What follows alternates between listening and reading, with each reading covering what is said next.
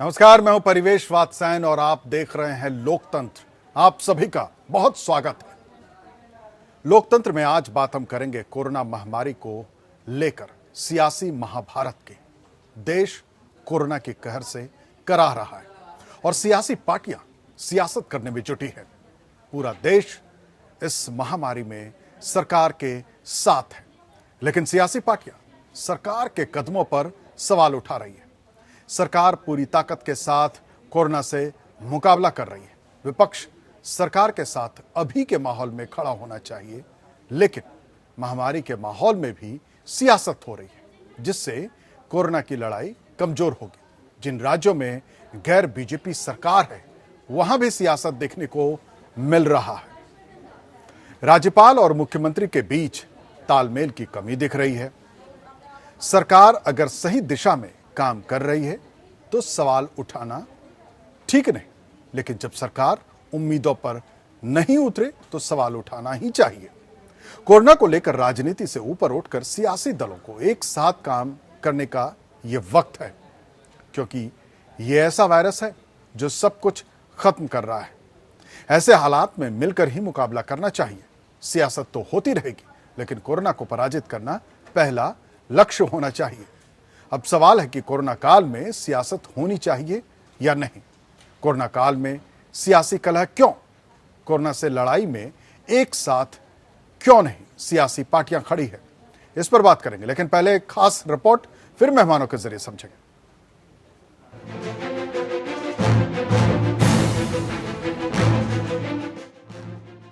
देश कोरोना के कहर से कराह रहा है। कोरोना की लड़ाई में पूरा देश साथ है। प्रधानमंत्री नरेंद्र मोदी के साथ पूरा देश है।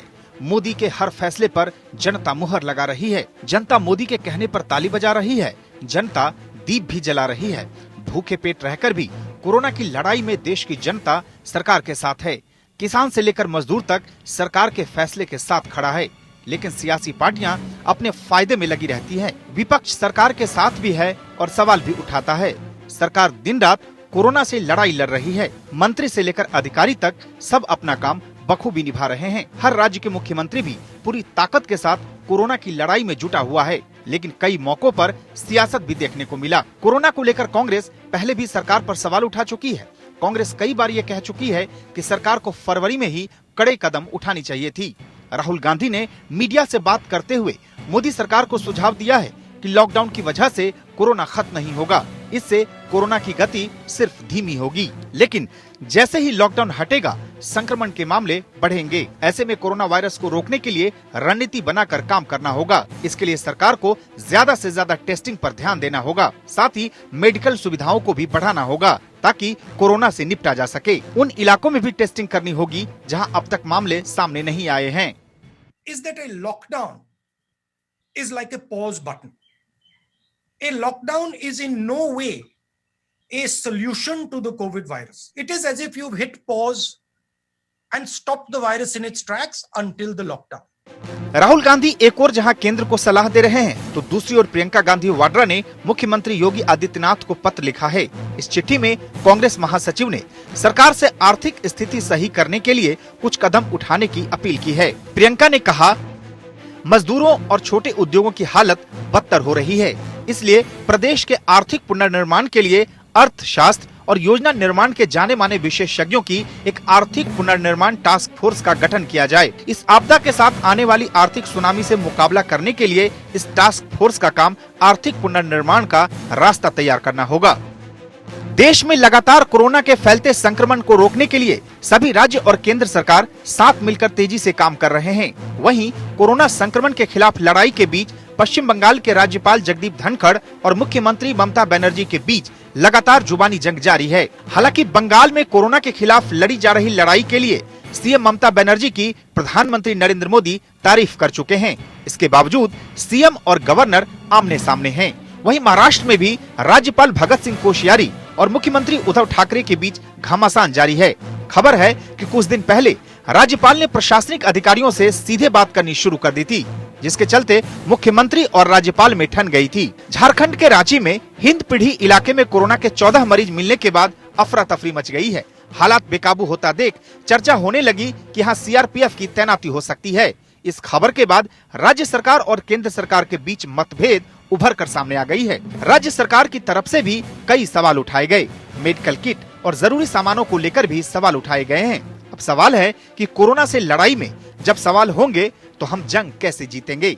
कोरोना से जंग हम तभी जीतेंगे जब पूरा देश एक होगा। सियासी पार्टियां सरकार के साथ खड़ी रहेंगी। सियासत तो होती रहेगी, लेकिन पहले लोगों की जिंदगी बचाना ज्यादा जरूरी है। अब सवाल है कि महामारी में भी सियासी महाभारत क्यों। Bureau report, APN। तो बड़ा सवाल इस वक्त वो यही है कि जिन राज्यों में बीजेपी की सरकार नहीं है, वहां सियासत की बू हो रही है। कोरोना पर एक साथ खड़ा होने का यह वक्त है, लेकिन सवाल यह है कि केंद्र सरकार और राज्य सरकार के बीच में मतभेद साफ तौर पर सामने इस वक्त दिख रहे हैं। ऐसे में कोरोना का जंग कैसे जीता जाएगा? क्योंकि हर राज्य सरकार की अपनी अपनी रिक्वायरमेंट, अपनी मांगे हैं। वो केंद्र सरकार से अपनी मांगे रख रहे हैं कि उन्हें वो मेडिकल सुविधाएं चाहिए, उन्हें इस वक्त केंद्र सरकार की मदद की जरूरत है। कैप्टन अमरिंदर सिंह साहब ने, पंजाब सरकार ने 500 करोड़ रुपए की मदद मांगी थी। मेडिकल किट को लेकर के लगभग हर राज्य ने सहायता मांगी, लेकिन जिस अनुपात में सहायता मांगी उस अनुपात में मिला नहीं। महाराष्ट्र में ऐसी तस्वीर आई कि जो वहां के जो गवर्नर साहब हैं वो एक अलग बैठक कर रहे हैं। इस पर मुख्यमंत्री और गवर्नर के बीच बड़ी तीखी टिप्पणी भी हुई, खींचातानी जारी है। बंगाल की स्थिति आप सामने देख ही रहे हैं। सवाल मध्य प्रदेश में भी उठा, मध्य प्रदेश की भी वैसी ही हालत है। झारखंड में भी हालत ऐसी बन रही है। दिल्ली के अंदर भी हालत बन रही है कि 1 करोड़ रुपए का गौतम गंभीर साहब ने सरकार को देने का ऐलान कर दिया। अरविंद केजरीवाल ने साफ तौर से कहा हमें पैसे नहीं चाहिए, जो मेडिकल सुविधाएं जो सरकार से मांगी जा रही, केंद्र सरकार को जो मुहैया कराई थी, आप हमें वो करा दें। तो सियासत जोरों पर है। कोरोना में जंग कैसे जीतेंगे हम? मेहमानों से रूबरू कराते हैं आपको।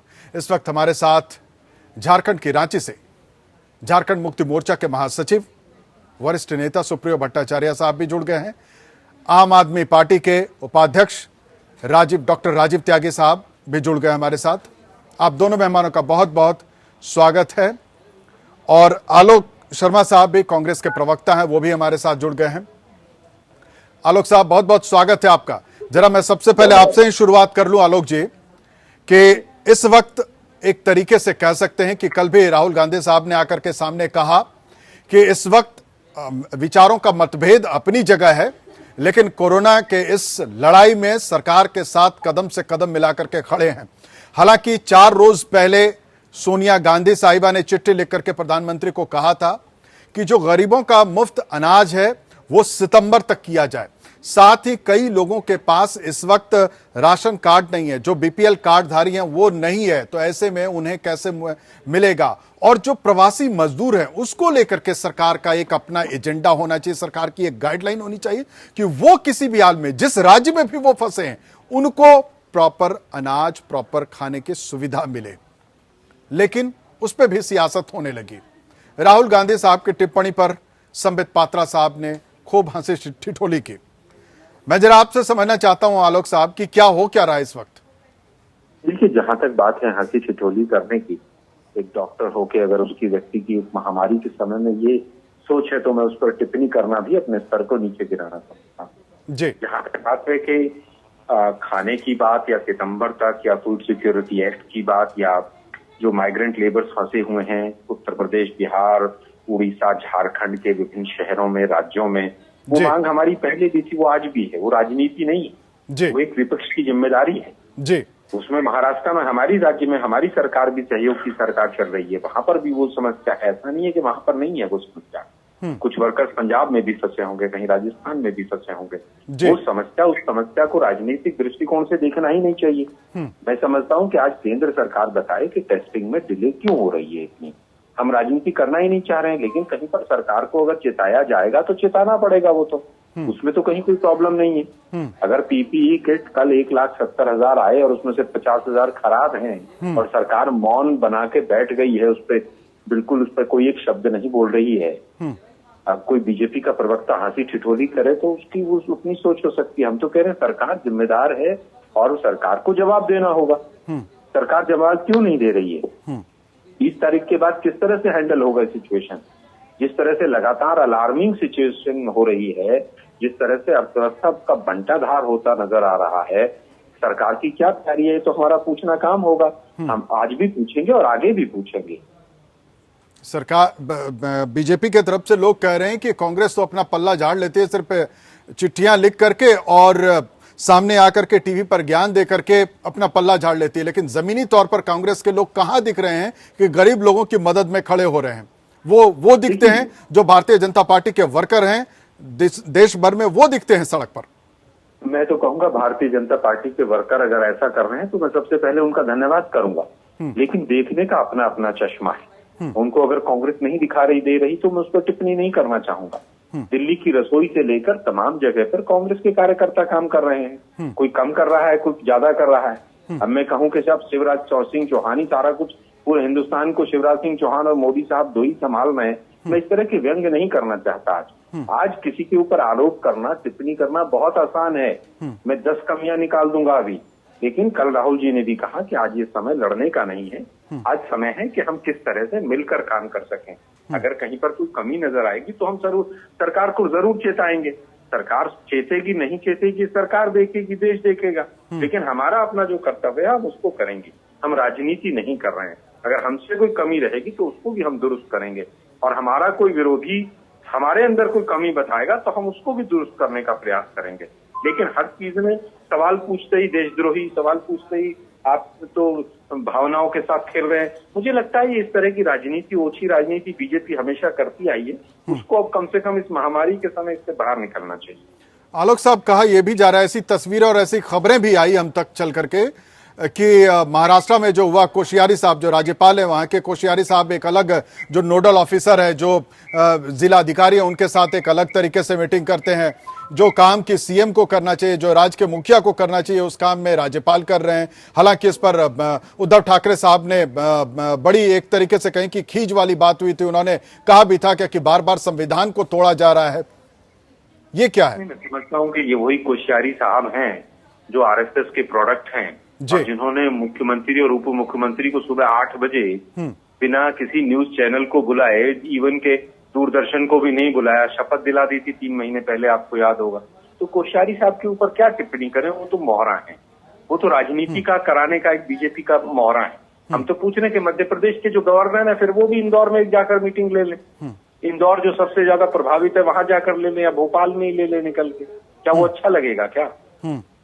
जहां जहां विपक्ष की सरकारें हैं, बीजेपी हमेशा से गवर्नर के पद का दुरुपयोग करती आई है। किस तरह से गवर्नर के पद का दुरुपयोग कर्नाटक में किया, महाराष्ट्र में किया, अरुणाचल में किया, गोवा में किया, मेघालय में किया, नागालैंड में किया, इतनी लंबी लिस्ट हो गई है कि लोग भूल भी गए होंगे शायद। मैं उस पर टिप्पणी नहीं करना चाहता। सबको मिलकर कोरोना जितना आसान दिख रहा है, थाली पीटना और उससे भाग जाएगा दिए जलाने से, वैसा नहीं है। कई राज्यों की, कई शहरों की सिचुएशन बहुत खराब है। सरकार को जिम्मेदारी से काम लेना होगा। आरबीआई का 2.5 लाख करोड़ पहले ही निकाल चुके हो। पीएम केयर्स फंड का क्या हो रहा है बता नहीं रहे हो आप लोग। किसानों के लिए क्या होगा नहीं बता रहे हो आप लोग। कोई काम नहीं हो रहा है।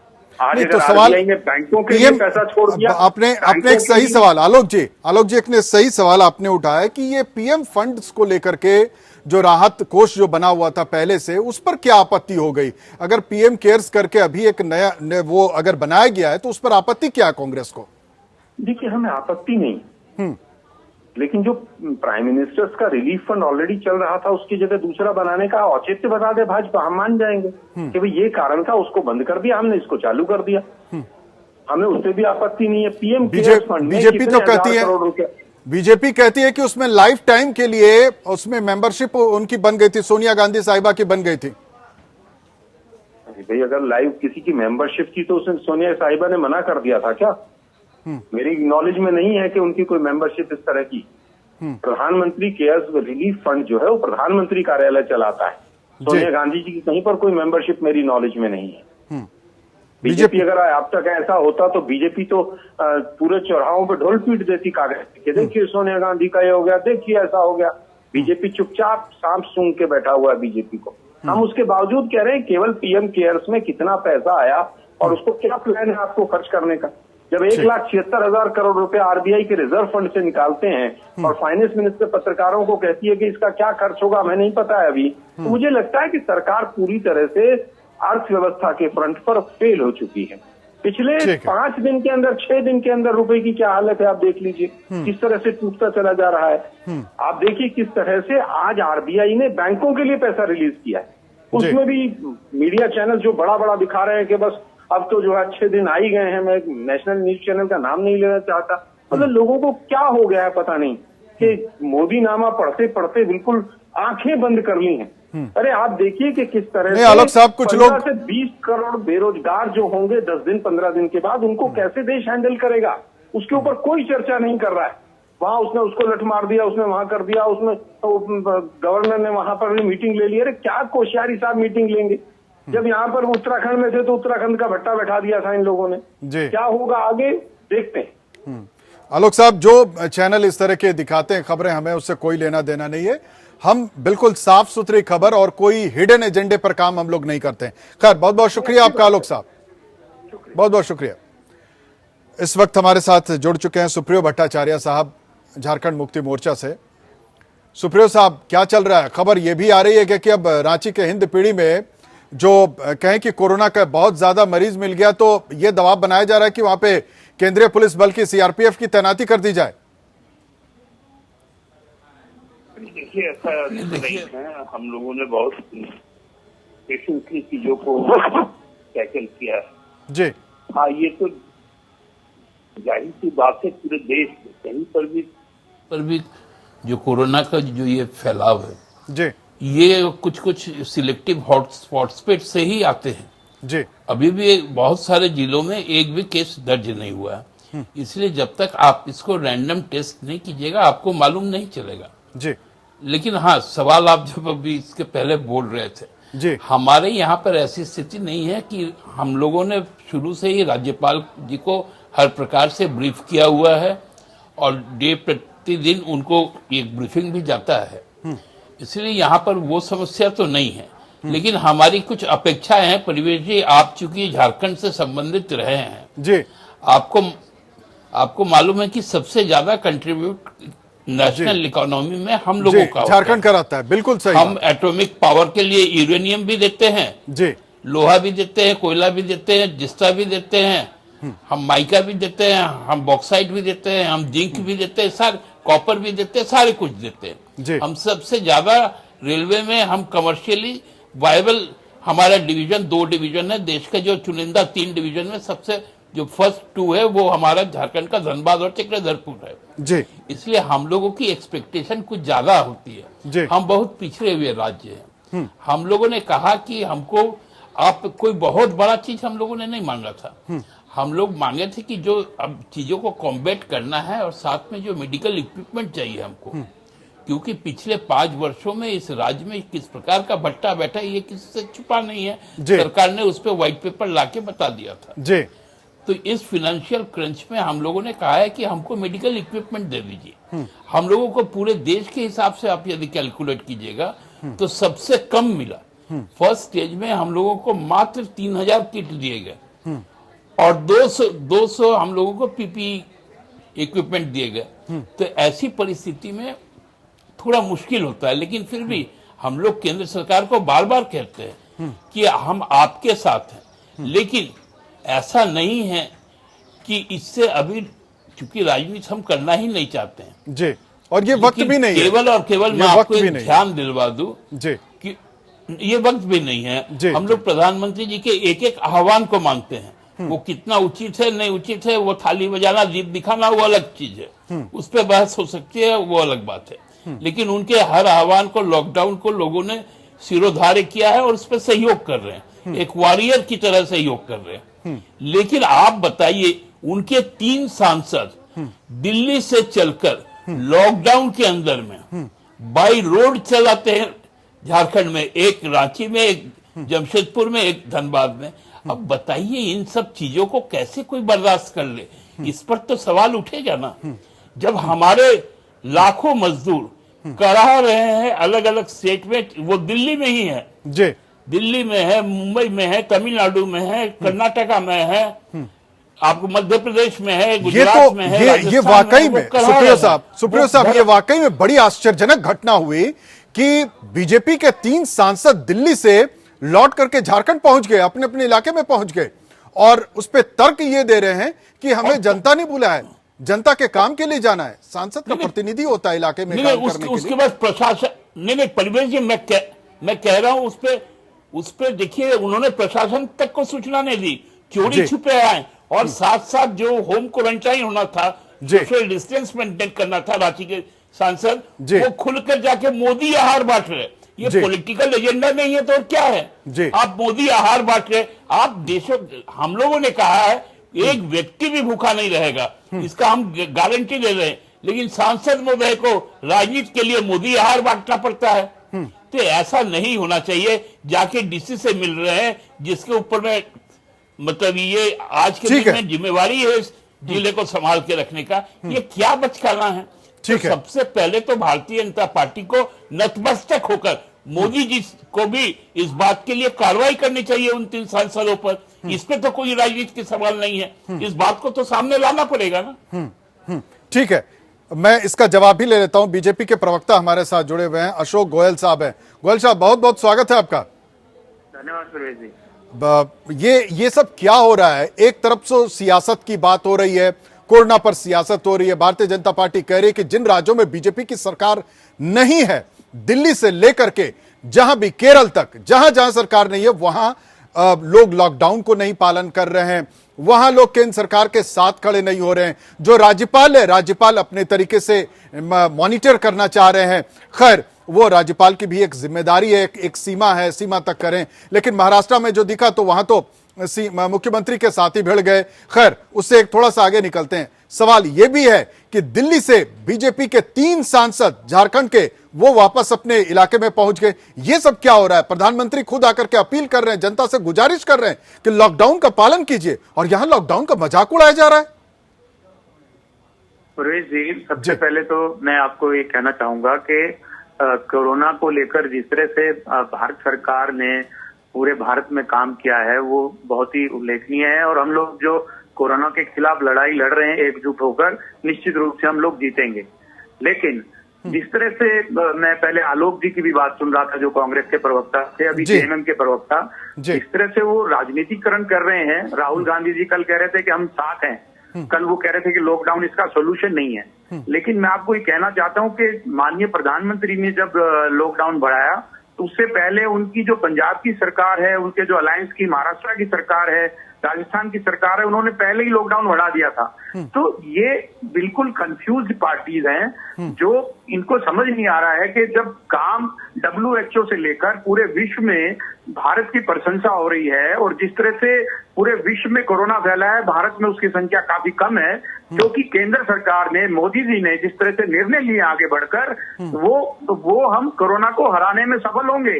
लेकिन ये लोग बुराई कर रहे हैं और राजनीति कर रहे हैं। एक तरफ उनके मुख्यमंत्री लॉकडाउन बढ़ाने का सुझाव देते हैं, दूसरी तरफ माननीय राहुल गांधी जी कहते हैं कि ये सॉल्यूशन नहीं है। अभी जो सांसद हैं उनकी एक जिम्मेवारी है अपनी जनता के प्रति। आज भारतीय जनता पार्टी मोदी जी के नेतृत्व में कोई भी गरीब आदमी आज भूखा ना सोए, इसको लेकर काम कर रही है। इनको गोयल साहब, मोदी आहार से प्रॉब्लम है। ठीक है, नहीं, मोदी आहार से प्रॉब्लम नहीं है। नहीं, गोयल साहब, गरीब आदमी है जिसके पास खाने के लिए नहीं है, ठीक है गोयल साहब देता तो इनको क्या परेशानी है? नहीं, ठीक है गोयल साहब, उनको परेशानी मोदी आहार से नहीं है। ये परिवेश भी इस चीज से दिक्कत है। नहीं, आप सुनिए ना गोयल साहब सुने भी तो, उनको मोदी आहार से समस्या नहीं है। वो सवाल मैं अभी इनको सुप्रियो भट्टाचार्य सवाल जो कर है मोदी आहार से, उसका राजनीतिकरण से है। नहीं, कहा गोयल साहब, आपका 3 MP आया कैसे? ये कैसे पहुंच गए? ये 3 MP अपने कैसे जस्टिफाई करेंगे? नहीं मानते हैं, बताइए। जो चुनावा सांसद है वो अपनी जनता के प्रति उसका उत्तरदायित्व है। ठीक है, तो 542 सांसद पूरे 542 सांसद घूमते रहे देश में घूमते रहे 542 सांसद के आह्वान का इज्जत करने का सवाल है या नहीं है? प्रधानमंत्री के आह्वान का इज्जत करने का सवाल है या नहीं है? हेलो, आप बताइए, देश के प्रधानमंत्री इस वक्त लोगों से अपील कर रहे हैं लॉकडाउन पालन करने के लिए, और बीजेपी के ही सांसद निकल करके दिल्ली से। देश में हर राज्य से आपको रिपोर्ट मिल जाएगा जहां लोग भूखे रहेंगे, लेकिन झारखंड के किसी कोने से मुझे गोयल साहब ये बताइए, एक मजदूर में और एक सांसद में क्या फर्क होता है? क्या मजदूर को तो आप, प्रवासी मजदूर को हर जगह रोक रहे हैं, क्या सांसद महोदय को रोका नहीं जा सकता था? क्या इतनी बेचैनी थी, इतनी जल्दी थी जनता के बीच पहुंचना, इतनी जल्दी थी अपने इलाके में पहुंचना? मोदी हार बटाने के लिए सांसद का सांसद प्रतिनिधि होता है, सांसद प्रतिनिधि बांटेगा उसको। प्रवेश जी, मेरी बात सुनिए आप जी। नहीं, आप 13 एमपी है, 13 एमपी में 3 एमपी क्यों आएंगे? 10 एमपी कहां गए? वो 10 एमपी कहां गए? वो क्यों नहीं होते हैं? सभी सांसद, सभी विधायक, सभी भारतीय जनता पार्टी के पदाधिकारी जो माननीय प्रधानमंत्री जी ने कहा है उसका अक्षर से पालन कर रहे हैं और अपने दायित्व का निर्वहन कर रहे हैं। आज इस संकट की घड़ी में कोई भी व्यक्ति भूखा ना रहे, इसका उत्तरदायित्व भी भारतीय जनता पार्टी और केंद्र सरकार और राज्य सरकार को मिलकर करना चाहिए। सभी पार्टी की जिम्मेदारी, सभी हर आम नागरिक की जिम्मेदारी है। काम को मिलकर करना चाहिए। आज ये जो राजनीति कर रहे हैं ये बिल्कुल ठीक नहीं है। हम सबको गोयल साहब, ये सभी आम नागरिक की जिम्मेदारी है कि जो भी गरीब आप अपने प्रधानमंत्री जी का अपमान कर रहे हैं। ये हम लोगों के लिए शर्म की विषय है। वो हमारे प्रधानमंत्री है, उन्होंने हाथ जोड़कर कहा कि सब जो जहां है वही रहे। कौन सा विशेषाधिकार इन 3 सांसदों को दिए थे? जानते हैं, लेकिन आज ये जो समय है आरोप और प्रत्यारोप का नहीं है। ठीक है। मैं जरा आपको एक छोटा सा के बारे में सब जानते हैं। नहीं, उनको और बनाने का है उसको भी जानते हैं, लेकिन आज गोयल साहब, हम सबको मिलकर लड़ना है। बिल्कुल लड़ना है, हम सबको मिलकर के इस कोरोना के जंग से लड़ना है, और जिद है कि इस जंग से हम जीतेंगे। ये हम सबकी जिद है कि इस कोरोना के जंग से जीतेंगे। एक छोटा सा ब्रेक लेते हैं, आप कहीं नहीं जाइएगा, क्योंकि सवाल इस वक्त हिंदुस्तान में कोरोना पर हो रही सियासत का। सीधे चलते हैं मेहमानों के पास। डॉक्टर राजीव त्यागी हैं। दिल्ली में यह भी कहा गया कि गौतम गंभीर साहब जो है बीजेपी के सांसद, उन्होंने 1 करोड़ रुपए की राशि जो है सरकार को सहायता के लिए, आम आदमी पार्टी की जो सरकार है अरविंद केजरीवाल को, उन्होंने सहायता के लिए कहा था कि 1 करोड़ रुपए सांसद निधि के जरिए वो दे रहे थे। हालांकि दिल्ली की सरकार ने मना कर दिया और उन्होंने कहा कि इस पर हमें मेडिकल किट चाहिए, जो मेडिकल की जो हमने जो मांग केंद्र सरकार से रखी गई वो चाहिए। त्यागी साहब, क्या था, क्या ये बात क्या हुई थी? सर नमस्कार। जी नमस्कार, बोलिए। देखिए, इस समय पर अगर सबसे ज्यादा जरूरत है जनता को, इस समय पर सबसे ज्यादा जरूरत है, देश को इस समय सबसे ज्यादा जरूरत है, तो वो जरूरत है पीपी किट की, टेस्टिंग किट के लिए। जैसे अभी दिल्ली गवर्नमेंट ने एक testing, tracing, treatment, team work and tracking and monitoring करके 5T प्लान चलाया है। इसके लिए हमें पीपी किट की रिक्वायरमेंट है, इसके लिए हमें टेस्टिंग किट की रिक्वायरमेंट है। तो हमारा कहना यह है कि हम उसको मना नहीं कर रहे हैं। हमारा कहना यह है कि हमें आप उस फॉर्म में जल्दी से जल्दी, जितने में भी 1 करोड़ हो, 2 करोड़ हो 50 लाख हो, उसमें जितने में भी आता हो वो हमें जितना जल्दी हो सकता है हमें आप पीपी किट अवेलेबल कराएं। आप हमें 1 लाख टेस्टिंग किट अवेलेबल करा दें, सो दैट हम ज्यादा से ज्यादा लोगों को उनका टेस्टिंग कर सकें, एक्टिव केसेस को ज्यादा देख सकें, डील कर सकें, उनकी टेस्टिंग कर सकें, उनको ट्रेस कर सकें, उनका ट्रीटमेंट कर सकें, और टीम वर्क के साथ में उनको ट्रैकल कर सकते हैं, मॉनिटरिंग कर सकें। तो हमारा जो एजेंडा है वो बिल्कुल केंद्र सरकार के साथ है, और वो सिर्फ एजेंडा क्लियर है। उसमें ये है कि हम ज्यादा से ज्यादा जो है रैंडम टेस्टिंग करके, और अभी हमारी जैसे अभी केंद्र सरकार से बात हो रही थी, तो उसमें यह था कि 1 लाख किट हमें जल्दी से जल्दी मिल जाएंगे फ्राइडे तक, मतलब जो अभी चला, आज फ्राइडे है ना, तो ये था कि ये हमें मिल जाएगा, और उससे हम एज फास्ट एज पॉसिबल ज्यादा से ज्यादा लोगों का टेस्टिंग करेंगे।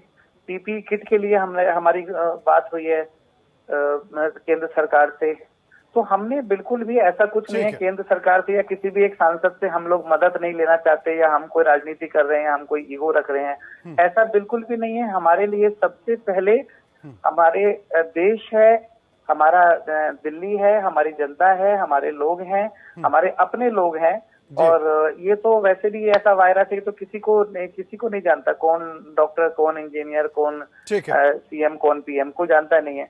अभी हम इस समय पर दिल्ली का जो सिचुएशन है उसमें हमने काफी हद तक कंट्रोल है और हम 3000 बेड के साथ में कोविड-19 से लड़ने के लिए तैयार है, जिसमें से 1500 बेड सिर्फ एलएनजेपी में हम लोगों ने रिजर्व कर रखे हैं।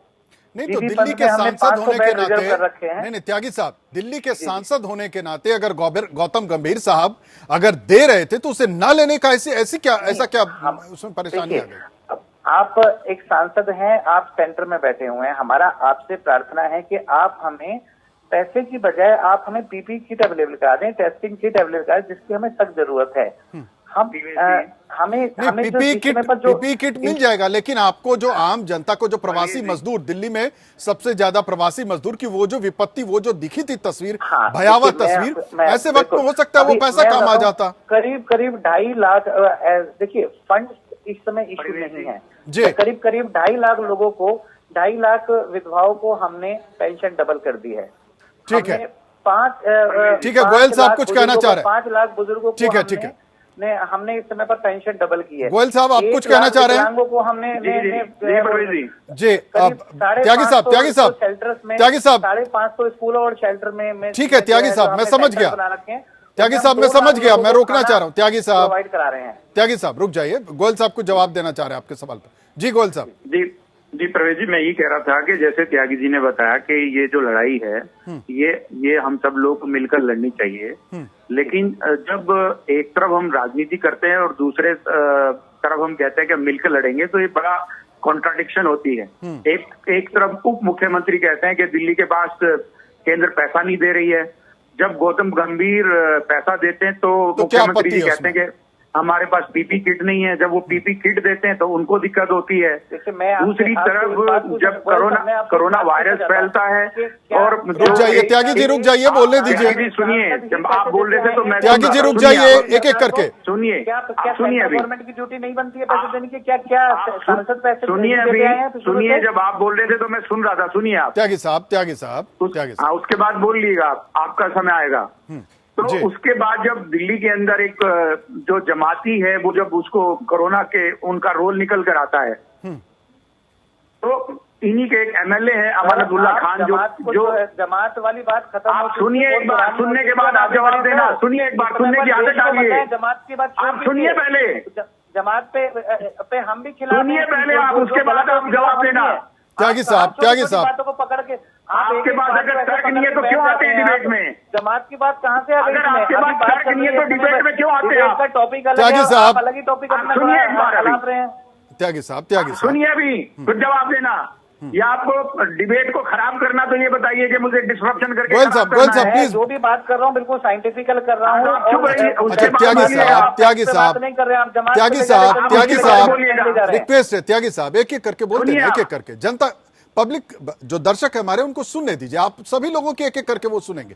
जी गोयल साहब बस छोटे से में गोयल साहब। जी प्रवेश जी, मैं ये कह रहा था जी कि जब जमाती का रोल एक इसमें निकल कर आता है और जो मौलाना साद हैं जिसमें जिस तरह से उन्होंने लोगों को भड़काया उनका रोल आता है, तो इनके एक विधायक अमानतुल्लाह खान उनको उनकी तारीफ करते हैं और मुख्यमंत्री और उप मुख्यमंत्री चुप रहते हैं। तब वो राजनीति करते हैं कि एक तरफ वो एक वर्ग को सेटिस्फाई कर रहे हैं, दूसरी तरफ ये चुप रहते हैं। जब अभी माननीय मुख्यमंत्री जी ने वीडियो कॉन्फ्रेंस की दिल्ली के सभी सांसदों के साथ, उनको बताया कि भाई हम लोग 10 लाख लोगों को किचन में खाना खिला रहे हैं। हमारे सांसद ने, हमारे प्रदेश अध्यक्ष ने कहा कि वो किचन के एड्रेस हमें दीजिए, उसको 7 दिन हो गए अभी तक नहीं दिए। दिल्ली में जो हजारों लाखों लोग अभी भी सड़क पर भूखे हैं, जिसको कि भारतीय जनता पार्टी, आरएस और सेवा भारती का कार्यकर्ता उनको खाना खिला रहा है। लोग सड़कों पर राशन लेने के लिए जो केंद्र सरकार ने जो राशन दिया है उसका वितरण नहीं हो पा रहा है।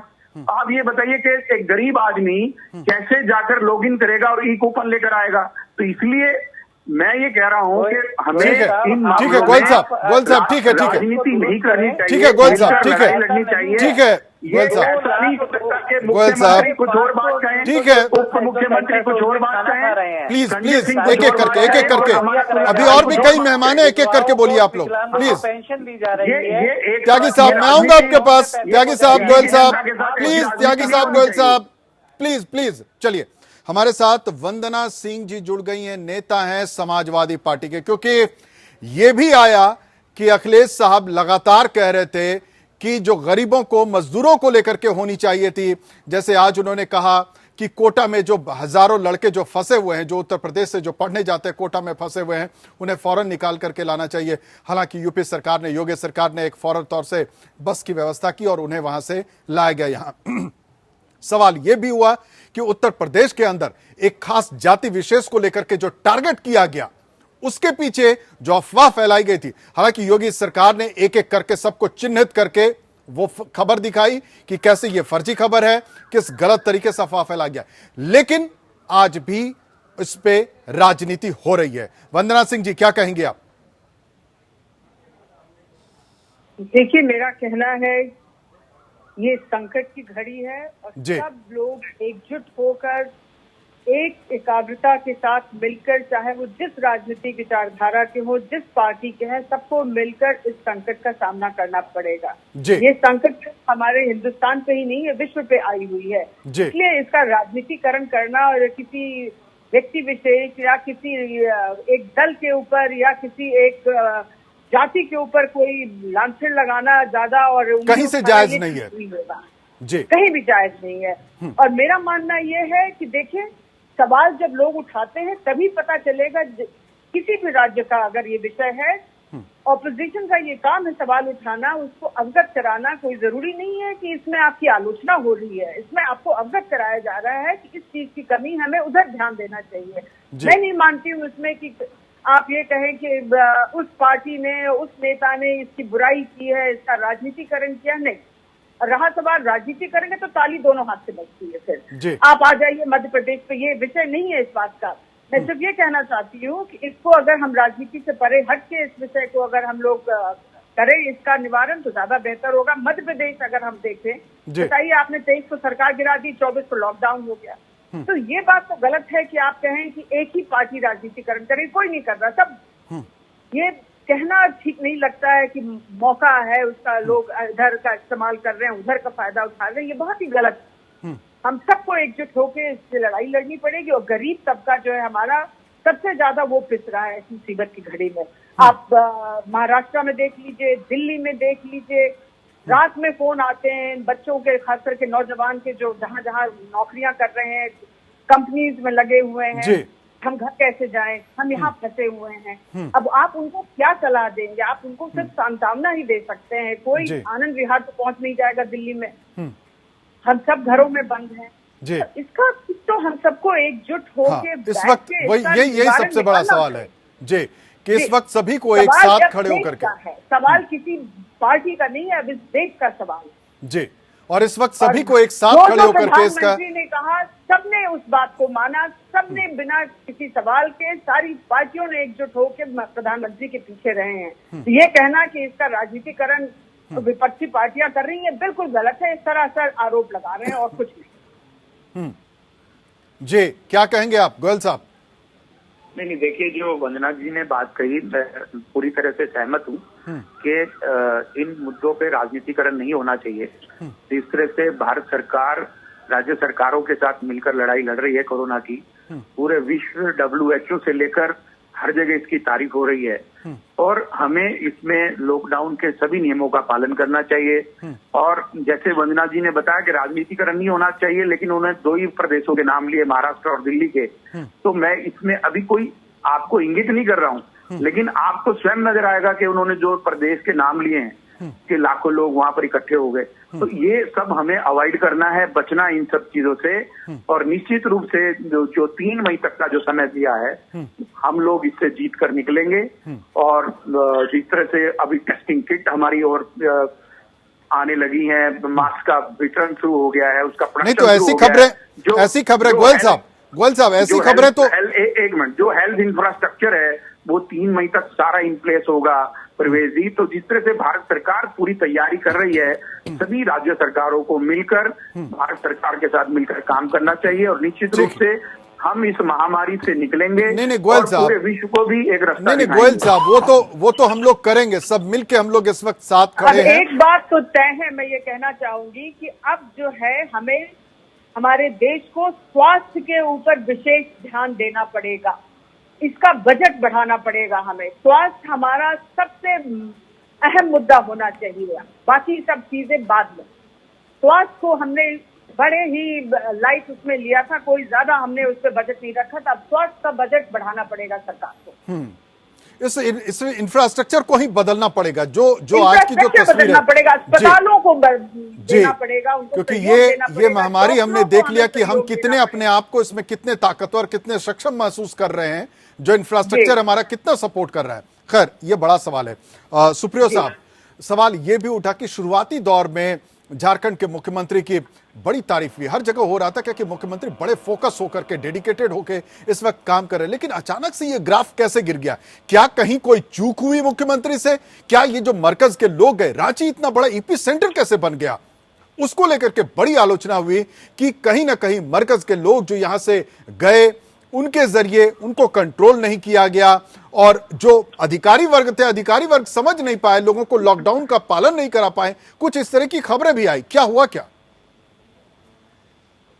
नहीं, देखिए परिवेश जी, एक बात तो मैं आपको बता दूं कि ये पहला एक लड़ाई है जी, जो या पूरे विश्व का ये पहला एक जंग है कि कोई देश किसी के खिलाफ नहीं है, सभी कोई एक वायरस के खिलाफ है। ये एक पहला बार ऐसा कोई जंग आदमी देख रहा है जी। हाँ, रहा सवाल जो रांची में था, तो रांची में आप देखिए कि जो शुरुआती दौर में हम लोगों ने इसको बहुत प्रिवेंट किया हुआ था, लेकिन जैसे ही मालूम चला कि तबलीगी जमात से जो मलेशिया से कुछ लोग आए हुए थे, जो रांची में भी आए थे, उनमें पहला संक्रमण दिखा, और उसके बाद हालात फिर धीरे धीरे उनसे जो मिले हुए लोग थे, जो संबंध में आए हुए थे, उनके केसेस का इजाफा हुआ। ये पूरे झारखंड का ट्रेंड बता रहा है। लेकिन सवाल यहीं पर आ जाता है कि क्या हम लोग, जब जनवरी में हम लोगों को यह मालूम चल गया था कि इस तरह का एक वायरस यहाँ पर आ रहा है और आने का संभावना है, तो हमको कुछ ज्यादा अलर्ट हो जाना चाहिए था। हमको फरवरी में हम बड़ी बड़ी आयोजन करते हैं, हाइट है कि हम मार्च में भी कुछ पॉलिटिकल आयोजन करते हैं। जब ये कर्नाटका में लोगों को लेके एक जगह रखा गया, उस समय कर्नाटका में ऑलरेडी 2 डेथ हो चुका था जी। तो इसलिए हम लोग इस बात को कहते हैं कि देखिए, अभी इस लड़ाई को तो लड़ना है, क्योंकि ये लड़ाई अब इसके अलावा कोई उपाय है नहीं, लेकिन इस लड़ाई से बचा भी जा सकता था। हम लोगों ने इसलिए पूरी तरह से अब लोगों के बीच में इस बात को कहा है कि जो भी बाहर का कोई भी कनेक्शन यदि किसी का रहा हो या उनके संपर्क में आए हो, और हमको लगता है कि पूरे देश के हिसाब से देखिएगा, जो 3.5 करोड़ का हम लोगों का जो पॉपुलेशन है, उसमें आज तक 29 लोग डिटेक्ट हुए हैं पॉजिटिव। लेकिन ये भी हमारे लिए चिंता का विषय है, क्योंकि देखिएगा, मैं परिवेश जी आपको कह रहा हूं कि हमारे लोग वैसे जगहों में ज्यादा काम करते हैं जहां पर केसेस ज्यादा हैं, चाहे वो महाराष्ट्र हो, चाहे वो दिल्ली हो, चाहे वो तमिलनाडु हो, कर्नाटका हो, मध्य प्रदेश हो, राजस्थान हो और गुजरात हो। तो इन जगहों पर हमारे लोग ज्यादा है। हम तो सबसे ज्यादा चिंतित है कि जब लॉकडाउन खुलेगा तो ये जो लगभग 12 लाख लोग जो बाहर से, जो अभी स्टैंडर्ड लेवल है, वो स्टैंडर्ड लेवल जब बाहर से अंदर आएंगे, उस प्रकार का जब चिंता का हम लोगों का कारण है। इसलिए अभी हम बहुत ज्यादा चिंतित नहीं हैं, क्योंकि ये तो टेस्ट जितना आपको बढ़ाएंगे उतने पॉजिटिव केस आपके पास आएंगे। ये बहुत बड़ी चिंता की हमारे यहाँ पर 2 दुखद मृत्यु भी हुआ है। तो जो 2 दुखद मृत्यु हुआ है वो एजेड लोगों का है, और दोनों का कारण, एक तो डायलिसिस के कारण उनका किडनी फेल हो चुका था, और दूसरा कार्डियक अरेस्ट था। ठीक है, तो ये मामले पहले रिपोर्टेड थे। ठीक है, दादा वक्त की कमी है, दादा वक्त पॉजिटिव थे, इसलिए वो कोरोना के काउंट में आ गए। सुप्रियो दादा, वक्त की कमी है। मैं एक छोटा सा सवाल चलते चलते एक आखिरी आपसे सवाल पूछना चाहूंगा कि सरकार की जिम्मेदारी होती है, जब एक आम आदमी लॉकडाउन को तोड़ करके सड़क पर आता है तो उस पर तरह तरह के कानून लगा के उस पर कार्रवाई की जाती है। क्या ये भारतीय जनता पार्टी के 3 सांसद जो दिल्ली से चल के झारखंड पहुंचे, क्या सरकार इस पर कार्रवाई करेगी क्या? हम लोगों ने तो उनको कहा है, लेकिन बात है कि अब किस पे कार्रवाई कीजिएगा। ऐसे लोग यदि खुद भी नहीं सुधरे थे, कम से कम एक माफीनामा तो आ जाता। ठीक है, अब आप बोलिएगा चूंकि हम यहाँ पर झारखंड मुक्ति मोर्चा के हैं, उनको पकड़ के यदि हम सरकारी क्वारंटाइन सेंटर में ले जाके बंद कर दे, तब आप फिर बोलिएगा ये राजनीति हो रहा है, बदले की भावना है। कम से कम माफी तो मांग लो। आपने जो गलती किया उस पर तो माफी मांग लो, देश से माफी मांग लो, राज्य से माफी मांग लो, अपने कंस्टिट्यूएंसी के लोगों से माफी मांग लो। इतना तो आचरण सीखो। ठीक है, बहुत बहुत शुक्रिया आप सभी मेहमानों का हमारे साथ जुड़ने के लिए, अपना कीमती समय देने के लिए। तो बड़ा सवाल यही कि कोरोना के इस जंग में सियासत कतई नहीं होनी चाहिए, क्योंकि कोरोना के जंग में हम सभी को साथ मिलकर के लड़ना है और जिद के साथ इस जंग को जीतना है। तो लोकतंत्र में इतना ही, लेकिन चलते चलते फिर वही एक गुजारिश, अपना बहुत ख्याल रखिएगा, क्योंकि कोरोना से जंग को जीतना है। नमस्कार।